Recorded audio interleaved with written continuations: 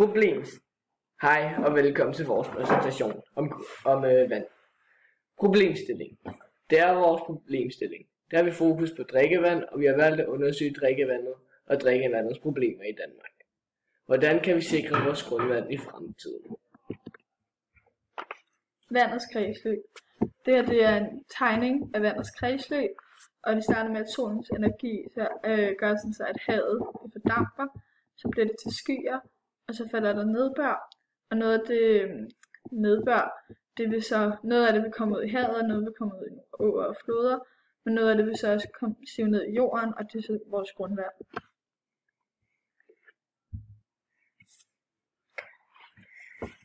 Grundvand.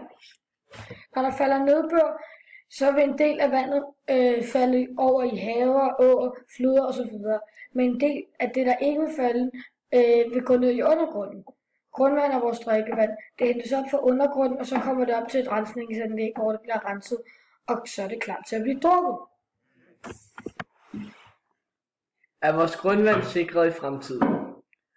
Ja, det er det, hvis vi alle sammen passer på det. Hvad kan man gøre for at sikre vores grundvand? Man kan købe økologisk. Når du køber økologisk, så hjælper du med at sørge for, at grøntsager ikke bliver sprøjtet med gift. Og så siver det ikke ned i undergrunden til vores grundvand og forurener vores drikkevand. Lad være med at smide batterier ud i skraldespanden. Man skal ikke smide batterier ud i skraldespanden, fordi der er metal i. Og hvis det kommer til vores grundvand, vores drikkevand, og det er ikke godt for os mennesker at drikke. Hvis man sparer på vandet, er der mere grundvand til gode. Hvis man lader være med bare at lade vandet løbe, så er der meget mere vand til gode. Så det har vi forhåbentlig i længere tid. Lad være med bare at lade vandet løbe. Spilder vi meget vand i Danmark? Vi bruger alle sammen rigtig meget vand om dagen. Alle mennesker i Danmark bruger ca. 106 liter vand om dagen. Men vi vil jo ikke have rent vand for evigt. Derfor så burde vi også tænke over, hvor meget vand vi bruger. Tænk for eksempel over, om det er en god idé at have bruseren tændt, når du putter shampoo i håret.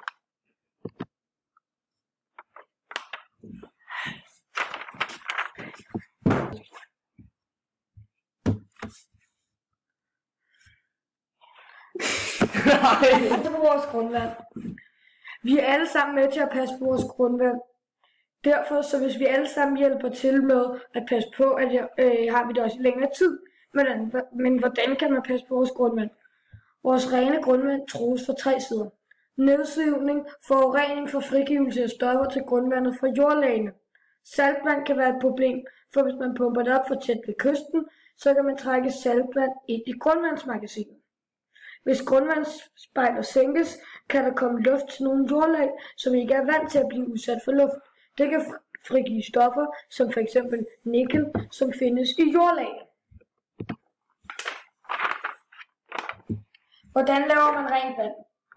Nu må vi vise jer en video, vi lavede i fysik, hvor man lavede beskidt vand til steriliserede vand. Det vi gjorde var, at vi tog vores beskidte vand og varmede det op, og så det fordampede ved 100 grader Celsius.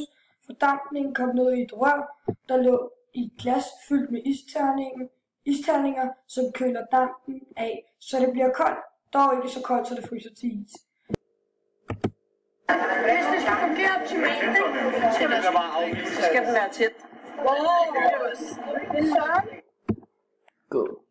Hvad vil der ske for Danmark, hvis vi ikke har grundvand i fremtiden? Vi vil ikke have noget rent drikkevand, og så vil vi være nødt til at finde en ny måde at få rent drikkevand på. Derfor skal vi passe på det. Rent drikkevand er en livsvigtig ressource for alt liv på jorden. Det gælder mennesker såvel som planter og dyr. Derfor er det essentielt for videre overlevelse og for den økologiske balance i naturen, at vi passer godt på vores grundvand. Er Danmarks grundvand i fare? Forurening er stoffer, der findes på steder, hvor det er generer eller skadeligt for dyr, mennesker og planter. Forurening kan være i luften, i jorden eller i vandet, men også i fødevarer, vi indtager og de materialer, vi er i berøring med. Forurening kan faktisk også være støj og lysforurening.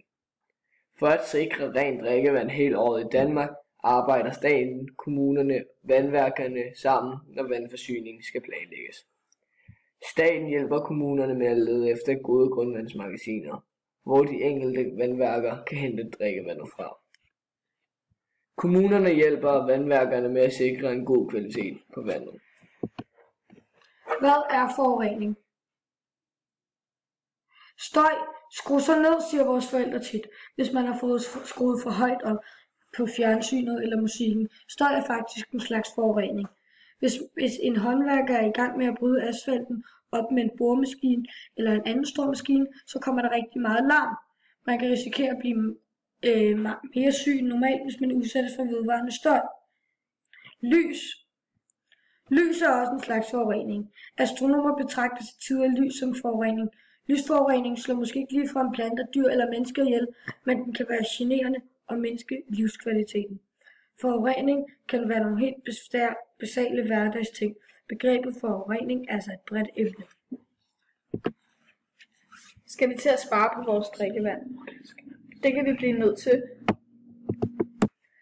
Skal vi til at spare på vores drikkevand? Det kan vi blive nødt til, men her er nogle tips til os alle sammen, så vi kan hjælpe til med at spare på vores vand.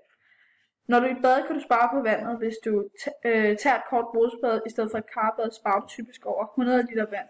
Et karbad koster ca. 180 liter vand. Hvis du vælger at installere en sparebruser, halverer du vandforbruget til mellem 6 og 12 minutter i minuttet. En almindelig bruser bruger 10-20 liter vand i minuttet. Når du er på toilettet, kan du spare på vandet, hvis du installerer et vandbesparende toilet i stedet for dit gamle toilet. Sparer du op til 12 liter vand, hver gang du skyller ud. Et vandbesparende toilet bruger helt ned til 3 liter vand, hvorimod ældre toiletter bruger op til 15 liter vand, hver gang der skylles ud. Hvis du reparerer en utæt toiletcisterne, kan du nemt spare 1000 liter vand i døgnet. Når du skal vaske hænder, kan du spare på vandet. Hvis du reparerer en dryppende vandhane, kan du spare op til 30.000 liter rent drikkevand om året. Når du tager opvasken, kan du spare på vandet, hvis du vasker op i en opvaskebalje i stedet for at lade vandet løbe. Sparer du mange liter vand. Der løber ca. 16 liter vand i minuttet fra en åben vandhane. En ny A-mærket opvaskemaskine bruger kun den mængde vand, som man bruger på 1 minut til opvask under rindende vand. Når du laver mad, kan du spare på vandet, hvis du bruger en balje. Når du renser grøntsager, sparer du mange liter vand. Der løber ca. 16 liter vand i minuttet fra en åben vandhane. Stil en kan vand i køleskabet om morgenen, så har du altid frisk og koldt vand, og du behøver ikke at lade vandet løbe for at få det koldt. På denne måde sparer du mange liter vand, da der typisk løber 16 liter vand i minuttet fra en åben vandhane. Når du vasker tøj, kan du spare på vandet, hvis du udskifter din gamle vaskemaskine med en ny A-mærke. Problemstilling svar. Vores problemstilling var, hvordan kan vi sikre vores grundvand i fremtiden. Følge vores råd, tænke over den måde, man behandler vand på den rigtige måde. Man kan selvfølgelig ikke redde vores grundvand på en dag, men du kan altid prøve. Det var vores fremlæggelse. Tak.